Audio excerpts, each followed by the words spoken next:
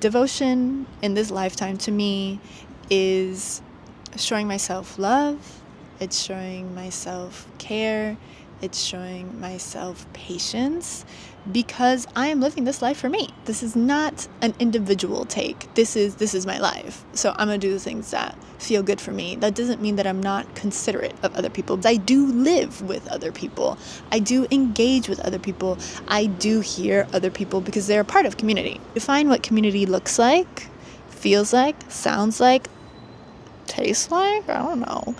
All the senses and more, because there's more than 5 senses. What does that look like for you? What does that feel like for you? And then run with it. Also, most things are not permanent. So if you make a definition of community and you start playing around with it and you're getting excited and you're learning more and you just don't like it anymore, you can change it. We've made community kind of like a checklist item, a thing that we have to do, and it's planned out. And yes, there is some structure, but there is also so much beauty in just like calling someone without checking in before. Yeah, that person doesn't answer, they don't answer, they're busy, or maybe they don't want to talk, and that's okay. Earlier this week, a friend of mine just called me on a whim and I answered, and I was like, oh my god, hi, how's it going, what's going on? And it was so exciting, and I forgot how much I loved doing that.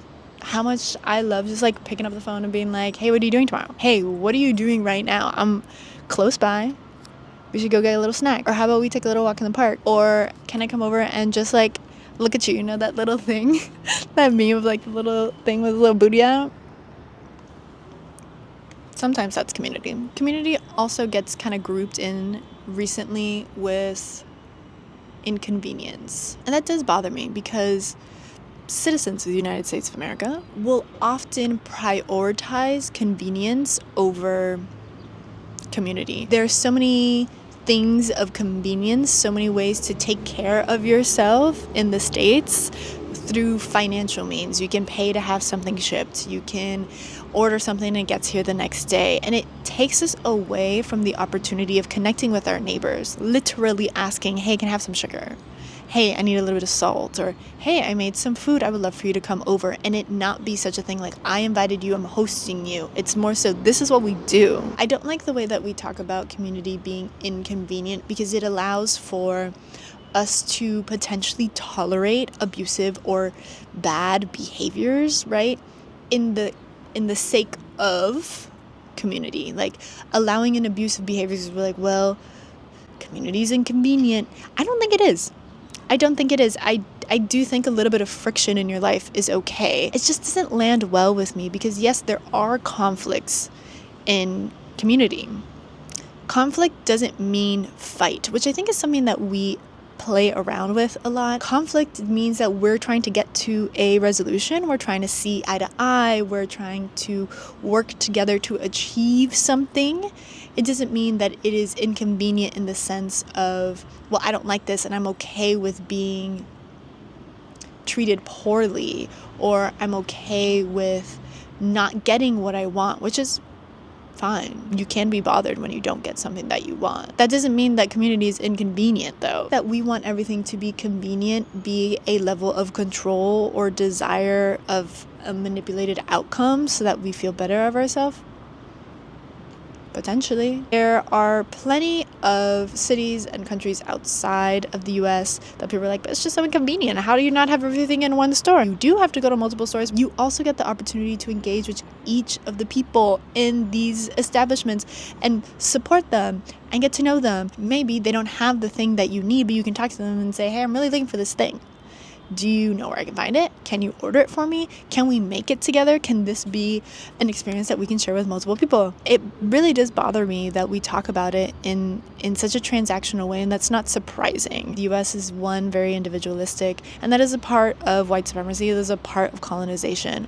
And if you're looking to build actual community, I think that's a pretty good start. Understanding where this is coming from, and also creating a definition that actually aligns with you. When you start to ask these questions internally and get curious about what that actually means for you, what that actually looks like for you, you offer yourself an opportunity to decolonize, because now you have say because you're listening to your body.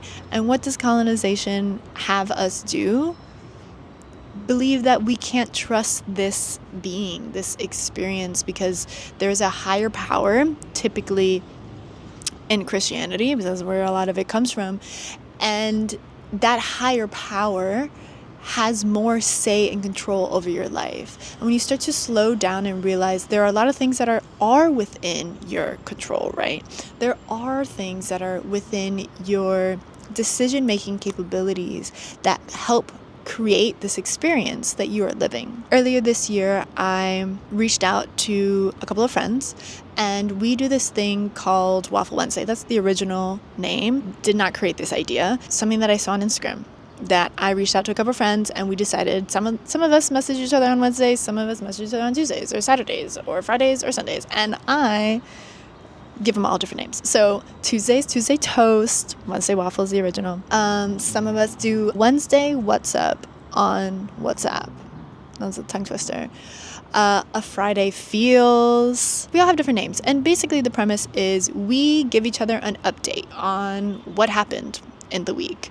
Sometimes it's, real sentimental, lots of tears. Sometimes it's just, I had a good week and I took a couple naps and it was chill. Sometimes I send videos and photos, and sometimes my friends will send recipes or playlists or things that made them laugh or things that they can return back to at a different time. And it's really cool as you go through your phone and you scroll through this thread that you have with your friends and noticing these are real lives, right? Like, we know that we're all living our own lives, but these are real lives that I get to be a part of. And I'm so grateful for it. And it has been such a beautiful experience to dig deeper and to know more about people that I wouldn't have had the opportunity to know deeper, because we always just assume that we know, like, oh, well, this person lives here and this person lives there and this is what they do with their life. And yeah, they do this for work and they have this partner or they have these multiple partners and this is what's happening. This is the drama and this is the family stuff. The weekly check-in for me has been such a sacred moment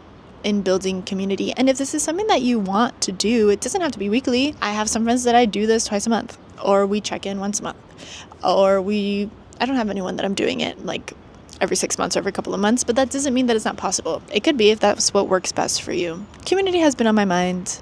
The fact that we talk about it in an inconvenience way seems really silly to me, and it seems very colonized. The whole thing that we're doing here is really actively making steps towards decolonizing our nervous system, taking the steps to decolonizing our mind, because it's in there. We were raised to believe it, even if it's something that we weren't intentionally doing. That is how colonization works. That's how the oppressors get into you, by giving you really no other option. And so it can be quite rebellious of an act to say, this is what community means to me, and this is how I'm going to share it with other people. We cannot live this life as an individual. That doesn't make sense. For safety purposes, for pleasure purposes, for joy, for literally anything, we have to be in community with other people. So define what community looks like to you. Community is not something that you're going to understand overnight.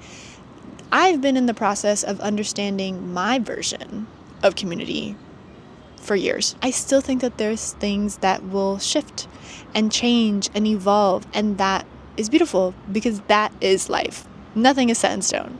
Everything changes, and your definition of something can change too.